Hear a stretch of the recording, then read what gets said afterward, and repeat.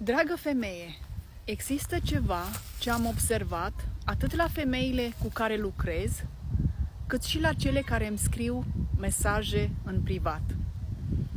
Și nu este despre ceea ce ele spun, ci este despre ceea ce ele fac, de câteva ori pe zi, aproape fără să observe.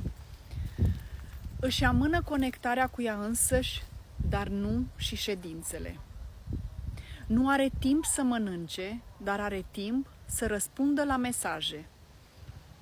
Se ridică de pe canapea după 2 minute ca să mai facă încă un lucru.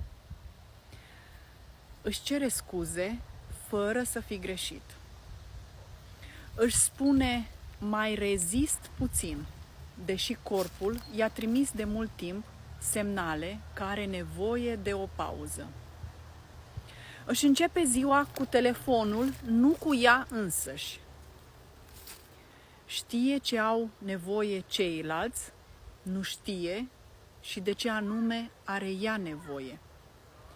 Nimic din toate astea nu pare important. Până când începi să observi ceea ce se repetă, dincolo de fiecare gest în parte. Iar eu cred că viața unei femei se conturează prin ceea ce repetă, prin gesturile mici, prin acțiunile care par neînsemnate ca să conteze, prin lucrurile pe care le face aproape în fiecare zi. Identitatea unei femei nu se construiește doar în momentele importante. Ea se construiește din comportamentele pe care femeia le repetă în fiecare zi. De aceea, aici nu voi vorbi doar despre feminitate. Vom observa ceea ce repetăm. Pentru că nu devenim doar ceea ce ne propunem, devenim și ceea ce repetăm.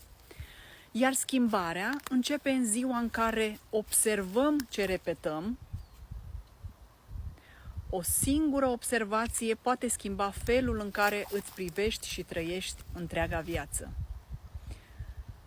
Observă astăzi, dragă femeie, un singur comportament pe care îl repeți fără să-ți dai seama. Scrie-l mai jos.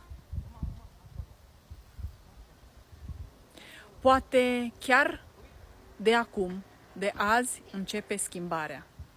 Trăiește armonios și autentic.